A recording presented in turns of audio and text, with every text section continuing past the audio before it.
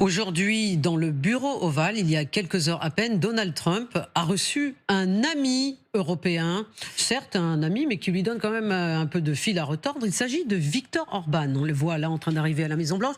Viktor Orban, le Premier ministre hongrois, qui était accompagné d'ailleurs d'une délégation importante de 6 ministres, dont ceux de l'économie et de la défense, venus plaider sa cause. A-t-il obtenu la mansuétude de Donald Trump? Il s'agit bien évidemment des fameuses sanctions, les sanctions américaines sur le pétrole russe. Et on sait que Viktor Orban, son pays géographiquement est enclavé et se dit dépendant du gaz russe et du pétrole russe.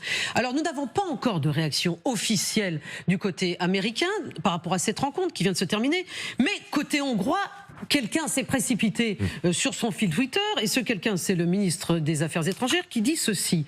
Résultat majeur de la rencontre d'aujourd'hui, les États-Unis ont accordé à la Hongrie une exemption illimitée, dit-il, des sanctions sur le pétrole et le gaz russe.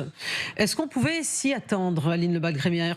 Il y avait un risque, oui, parce qu'avec Trump, les décisions fixées dans le marbre sont assez rares. Donc, il avait dit hors de question. Là, manifestement, ça en prend le chemin, parce qu'il y a eu des annonces. Mais enfin, c'est pas la Maison-Blanche. C'est côté hongrois. C'est côté hongrois. Donc, ce qui est sorti de la Maison-Blanche, c'est qu'il en était question. Donc, c'est pas encore acté.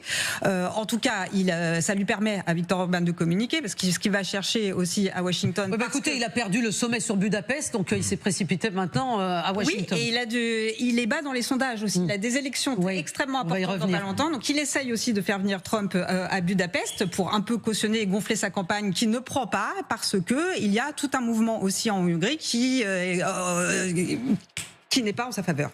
Pour bien comprendre ce qui se passe côté américain,